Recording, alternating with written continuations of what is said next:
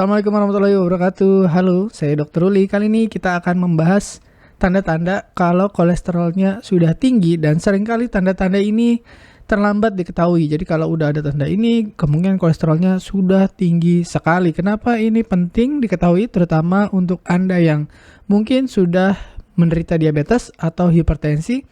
Karena penyebab kematian ya mungkin nomor 1, 2, 3 di Indonesia dan di dunia adalah penyebabnya penyumbatan pembuluh darah. Jadi serangan jantung, stroke, ya, gagal ginjal, dan lain-lain. Itu awal mulanya adalah penyumbatan pembuluh darah. Dan penyumbatan pembuluh darah itu disebabkan oleh kolesterol yang tinggi. Tapi kolesterol tinggi aja sebenarnya tidak secepat itu juga membuat penyumbatan pembuluh darah, kecuali sudah ada kerusakan di pembuluh darah. Nah, kerusakan di pembuluh darah atau ada luka menyebabkan ada robekan atau apa gitu ya. Ketika kolesterolnya tinggi, ya kolesterolnya jadi menumpuk dan terjadi penyumbatan. Nah, perlukaan atau kerusakan pembuluh darah biasanya disebabkan salah satunya oleh misalkan gula darah yang terlalu tinggi pada diabetes atau hipertensi ya, karena tekanannya terlalu tinggi jadi sel-sel pembuluh darahnya rusak. Bisa juga karena merokok misalkan. Jadi sel-sel pembuluh darahnya juga rusak. Nah, kalau ada kerusakan kolesterol tinggi, penyumbatan akan segera terjadi.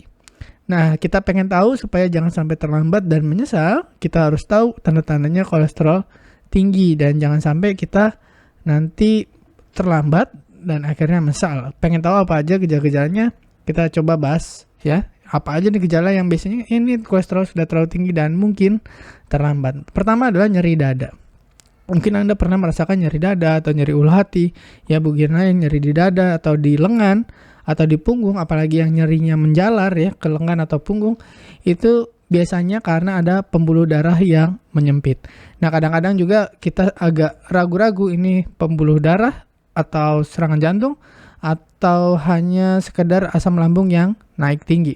Nah, cara membedakannya adalah ketika kita beraktivitas itu bertambah nyeri dan sesak, itu biasanya karena sumbatan pembuluh darah. Pada peningkatan asam lambung atau GERD itu tidak dipengaruhi oleh aktivitas. Jadi kita berjalan itu tambah nyeri, biasanya itu karena sumbatan pembuluh darah. Dan sekali lagi penyebabnya paling sering adalah tadi kolesterol terlalu tinggi. Nah, menyebabkan penyumbatan terkait kadar kolesterol tinggi. Nah, gejala yang lainnya adalah kesulitan bernapas. Jadi kalau kita pernah merasa sesak ya, belum tentu karena paru-paru.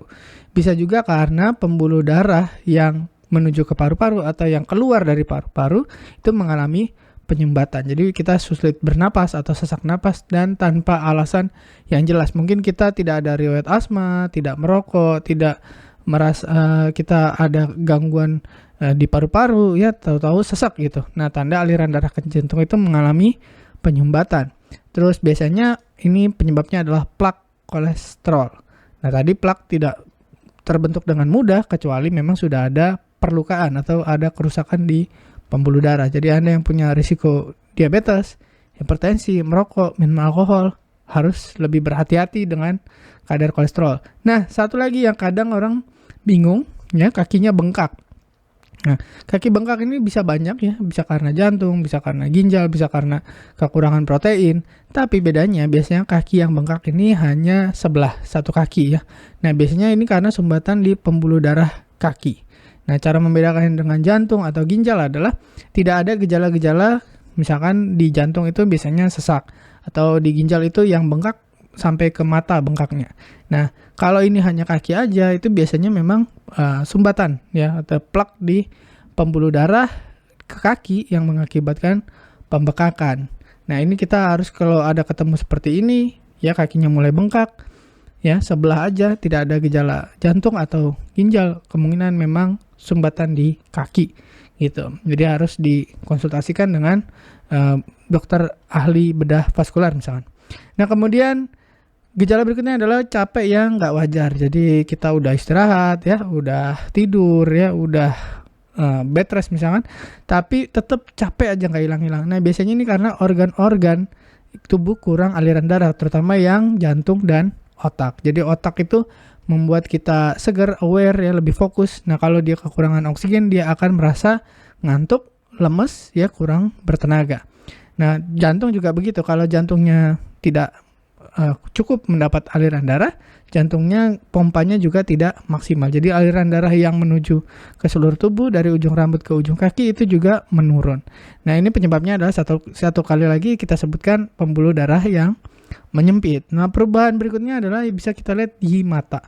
Nah, kalau di mata tiba-tiba ya pembuluh darah di mata mengalami penyumbatan, itu gejalanya adalah gangguan penglihatan. Jadi matanya penglihatannya jadi kabur, tapi tidak secara perlahan, tapi secara tiba-tiba gitu ya. Jadi bedanya dengan misalkan mata minus atau mata lelah gitu ya, atau matanya karena usia gitu misalkan menurun fungsinya, itu bedanya adalah kalau sumbatan pada pembuluh darah itu terjadinya biasanya cepat ya, tidak perlahan gitu ya. Nah, berikutnya kita bisa lihat juga di gejala yang mungkin tadinya nggak pernah sakit kepala, nggak pernah migrain, ini mulai migrain atau sakit kepala, misalkan di sekeliling di atas atau di leher ya. Nah, masalah pembuluh darah ini sering juga menyebabkan sakit kepala, terutama yang aliran darah menuju kepala disebabkan oleh tinggi kolesterol. Biasanya di daerah kepala juga kita lihat ada jerawat. Jerawatnya itu biasanya di kelopak mata paling sering. Ya, warnanya kuning, namanya sante lasma. Nah, kalau ada tanda ini menandakan kolesterolnya sangat tinggi, saking tingginya sampai numpuk di kelopak mata. Nah, apalagi yang bisa kita lihat adalah di sendi ya. Biasanya kalau orang misalkan sakit lutut itu belum tentu misalkan peradangan atau artritis. Ya, biasanya bisa juga karena tadi penumpukan lemak di sendi juga. Nah, itu juga bisa menyebabkan bengkak, kemudian sakit gitu ya. Makanya kita harus periksa, jangan-jangan sakit sendi yang sudah lama itu ketika kolesterolnya turun ya, atau kita tidak pernah periksa kolesterol ternyata tinggi, dan ketika kita turunkan kolesterolnya ternyata sakit sendinya itu bisa hilang. Jadi kalau sakit sendi itu belum tentu artritis, belum tentu asam urat, bisa jadi juga karena kolesterol tinggi. Nah, yang paling sering itu daerah lutut dan siku. Bedanya dengan artritis, biasanya kalau artritis itu dua sendi ya, misalkan dua lutut ya atau dua siku. Nah, kalau pada asam urat atau pada kolesterol itu biasanya satu sendi aja, misalkan kaki kanan aja atau lutut kanan aja atau siku kanan aja gitu ya. Nah, berikutnya yang kadang orang nggak sadar adalah masalah pencernaan.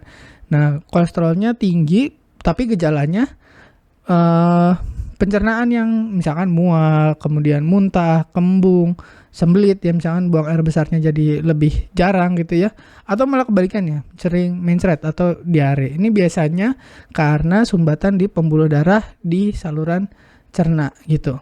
Ini gejala yang memang orang tidak tidak curiga gitu kalau ada kolesterol tinggi ya, karena gejalanya mual, muntah, kembung, bahkan diare gitu. Nah, berikutnya adalah kalau tadi jerawat di mata, di kelopak mata. Nah, sekarang di matanya sendiri berwarna kuning. Jadi kuning itu belum tentu karena liver, karena hati, karena hepatitis atau apa gitu ya. Bisa juga kuning di kulit atau mata ya. Ini bukan karena hepatitis, tapi memang lemaknya masuk ke dalam liver atau perlemakan hati. Jadi lemak masuk di dalam hati itu saking banyaknya kolesterol di darah sampai masuk ke liver ya. Jadi penumpukan bilirubin, karena begitu lemaknya masuk ke liver, livernya rusak ya, livernya rusak tidak bisa memproses bilirubin, tidak bisa mengeluarkan bilirubin, akhirnya kuning tubuhnya. Jadi seperti orang hepatitis ya. Nah, berikutnya adalah penggumpalan darah. Nah, biasanya tadi ditandai misalkan kalau di kaki ya, kakinya yang bengkak sebelah gitu ya. Nah, tadi kalau di tangan ya, tangannya bengkak sebelah. Nah, tapi ini bisa di mana aja terjadinya. Jadi penggumpalan darahnya itu lebih cepat dari orang normal ya, bahkan terjadi di tempat yang tidak biasanya.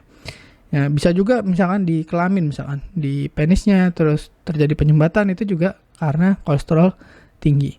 Nah, berikutnya yang mungkin Anda sering periksa setiap minggu atau setiap sebulan sekali ya, dengan tes yang strip. Ini gampang sekali ya, kalau ada peningkatan kolesterol total sebaiknya Anda periksa lebih dalam lagi, pengen tahu LDL berapa, HDL berapa. Karena kalau jumlahnya abnormal sebaiknya Anda langsung konsultasi ke dokter. Apalagi kalau Anda sudah punya risiko misalkan saat ini sudah diabetes atau hipertensi. Jadi kalau ada komorbid seperti itu ya, atau Anda merokok atau minum alkohol ya, dan kolesterolnya tinggi atau punya riwayat pembekuan darah atau pernah riwayat serangan jantung, riwayat stroke, itu Anda harus lebih waspada dengan kolesterol yang tinggi.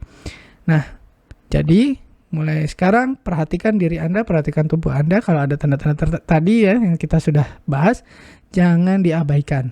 Langsung diperiksa berapa kolesterolnya, LDL-nya berapa, lalu konsultasi ke dokter apa yang mesti dilakukan. Oke, mudah-mudahan bermanfaat. Saya Dr. Ruli.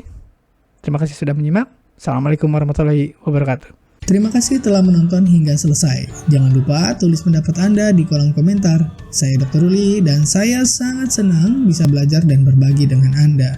Salam hidup sehat dan mulia. Jangan lupa tekan tombol like, subscribe, lonceng notifikasi, dan ikuti media sosial kami sehingga Anda tidak akan melewatkan ilmu berguna lainnya dari kami. Sampai jumpa di video berikutnya.